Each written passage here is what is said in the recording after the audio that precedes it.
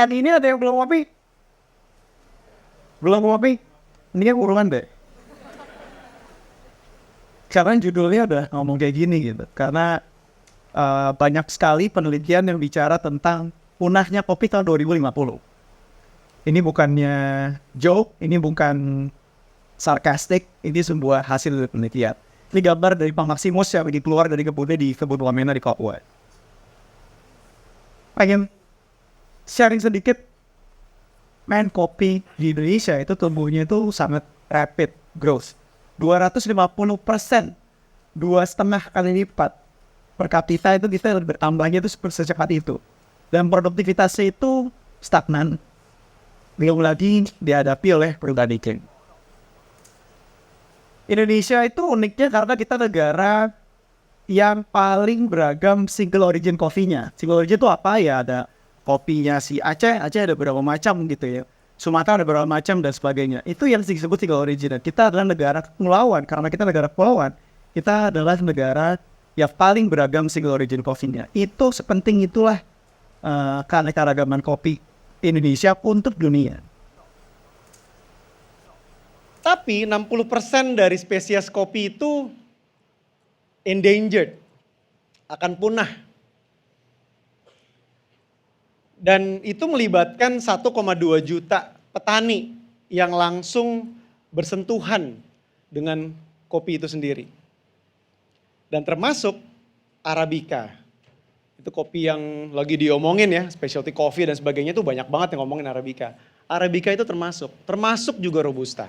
124 spesies, 60% di antara 124 itu soon akan punah kalau kita nggak ngelakuin apa-apa.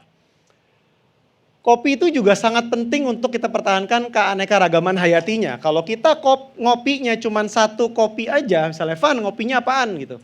Ngopinya saya sih minumnya kopi Arabica tok gitu misalnya ya.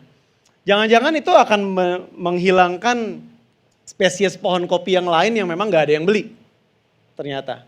Nah, Arabica sementara itu tingginya di 1000 meter dari permukaan laut ke atas. Jadi kalau misalnya perubahan iklim udah mulai panas, berarti menyuruh para petani untuk pergi ke atas, sedangkan atas itu adalah hutan lindung. Bisa kita ke atas? Kayaknya bukan suatu pilihan yang bijak. Kemudian ada juga Robusta. Robusta tinggal di dataran rendah, tapi ternyata dia juga sangat rentan terhadap perubahan iklim. Liberica itu emergingnya karena memang dia tumbuh di lahan gambut. Again, pentingnya lagi keanekaragaman hayati. Dengan spesifikasi lahan gambut, tanahnya seperti apa dan sebagainya itu bagus sekali untuk kopi Liberica. Masing-masing punya tantangannya sendiri-sendiri. Tapi tiga-tiganya semuanya rentan terhadap perubahan iklim. Stenophila nih katanya yang tidak rentan terhadap perubahan iklim. Tapi itu betul-betul baru diriset aja tahun 2019. Dan ditemukannya dalam hutan Sierra Leone di Afrika. Masih jauh sekali jaraknya menurut saya dari kita sekarang. Siapa yang pikir kopi itu pahit? Kayaknya salah deh. Kopi itu manis kalau tumbuh di tempat yang betul, dinaungi pohon yang tinggi, suhunya rendah, airnya cukup, dan juga masak di pohon, matang di pohon. Itu menghasilkan kopi yang manis ketika kita makan. Buahnya ya, kita makan buahnya. Pentingnya kopi manis itu sangat penting untuk cita rasa kopi itu sendiri. Nah, coba kita dengar dari beberapa suara-suara yang ada di kebun gitu, yang betul-betul berkiprah di kebun. Ada satu orang yang saya sangat hormati bahwa udah melakukan banyak sekali perubahan dalam komunitasnya, yaitu Abah Ai Suteja namanya, itu dari Gunung Puntang di Jawa Barat. Nah, beliau kita tanya gitu, Abah, apa sih perubahan iklim tuh? Pertama yang disebut adalah biaya operasional jadi tinggi karena tadinya panen itu dari 12 bulan itu misalnya 3 bulan 4 bulan jaraknya panen raya, jadi nggak ada panen raya, jadi hujan sedikit-sedikit gitu, hujannya sedikit-sedikit lagi.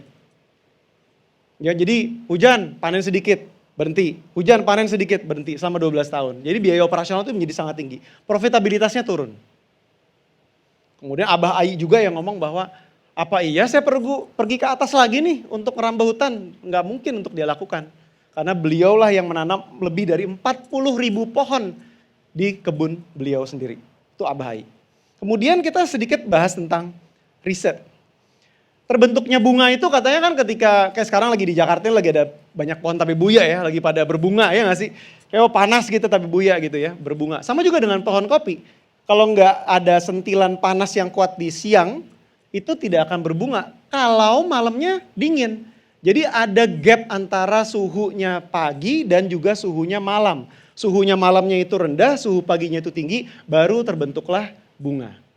Bayangkan ketika malamnya pun panas, ketika teman-teman semua di puncak misalnya, kok nggak sedingin dulu ya? Itu berarti bunga itu sedang tidak terbentuk. Karena perlu gap suhu yang cukup tinggi untuk terbentuknya bunga.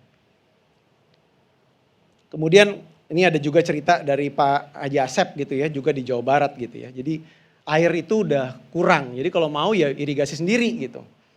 Biaya lagi, jadi ujung-ujungnya profitabilitas itu akan turun lagi. Nah, untuk mengatasi itu semua banyak riset yang perlu dilakukan. Cuman satu yang ingin kami kedepankan di sini di TEDx Jakarta adalah soal relationship coffee. Yang ada 3 hal yang kita bahas. Adaptasi, perubahan, dan juga relokasi. Yang pertama, kita tahu bahwa berubah nih perubahan iklim. Tapi nggak ada data. Berapa suhunya? Kapan suhunya rendah? Malamnya bagaimana? Kapan mulai turunnya hujan? Karena hujan turun itu penting sekali untuk memulainya pemupukan. Karena tanpa kita tahu awal mulanya hujan, pupuk yang kita sebarkan di tanah itu nggak diserap. Sepenting itulah yang ada di sana. Dan seminim itu data yang ada di sana. Jadi adaptasi itu kita butuh data, data, data. Disitulah relevansinya implementasi teknologi yang harusnya sudah dari dulu kita lakukan di hulu. Kemudian tentang perubahan. Di sini perubahan tuh serunya tentang misalnya pasca panen gitu ya. Wah, kopi Arabica natural nih enak misalnya. Kemudian hujan terus nih karena jemur untuk proses natural itu kan jemur buahnya. Untuk jemur buah supaya dia kering tuh butuh panas yang cukup. Sedangkan lagi hujan terus-terusan nih gak menentu. Gimana? Nah, relationship coffee, kedekatan antara hulu dengan hilir harusnya bisa saling membantu untuk mengarahkan, oh pasca panen yang enak ini ada lagi yang lain nih pasca panennya. Jadi kedekatan hulu dan hilir itu banyak sekali bisa membawa kebaikan untuk bisa mengatasi ketahanan suhu, ya, ketahanan perubahan iklim maksudnya ya, yang ada di hulu. Nah, ketiga, ini agak berat sebetulnya kalau kita ngomongin soal relokasi.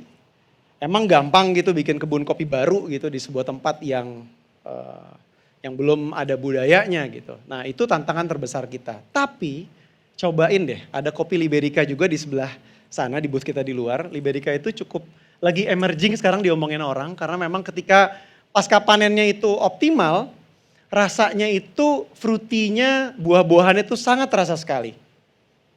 Tapi itu juga membawa tantangan besar, produktivitas hektarnya juga rendah sekali, apakah mereka sudah memiliki budaya menanam kopi ya. Sedangkan kopi Liberica ini sangat cocok di lahan gambut. Kalau nggak salah datanya itu menyebutkan di Kalimantan Selatan tuh yang potensinya sangat besar untuk ditanam kopi Liberica. Apa ini jangan-jangan yang kita perlu lakukan segera gitu terhadap perubahan iklim dengan melihat banyaknya lahan-lahan kopi yang tidak relevan lagi untuk ditanami kopi karena suhunya sudah mulai meningkat. Sampailah kita di tahun 2050. Sekarang nih bayangin nih sekarang kita tahun 2050. Udah gak ada lagi kopi. Kita nikmatin kopi itu katanya rasanya kayak gini nih dulu nih. And it is a synthetic coffee. Kita gak ngomongin synthetic coffee tuh kayak distant loh, enggak loh. Kita semua udah mulai minum makan sesuatu yang sintetik loh, perasa-perasa loh. Dan horornya itu ketika masyarakat sudah mulai terbiasa menikmati flavors yang memang sintetik. Bukan yang nggak mungkin kopi juga akan berubah menjadi sintetik kopi kalau misalnya kita tidak melakukan perubahan apapun. It leads to the last point. Siapa sebetulnya yang bisa nolong ini semua gitu. Banyak banget nih yang mesti kita lakuin for a single cup of coffee gitu kan. Banyak banget nih PR-nya. Siapa pahlawan sebetulnya? Pahlawan sebetulnya yang pertama adalah boleh Abah Ai berdiri? Abah Ai ada di tengah-tengah kita.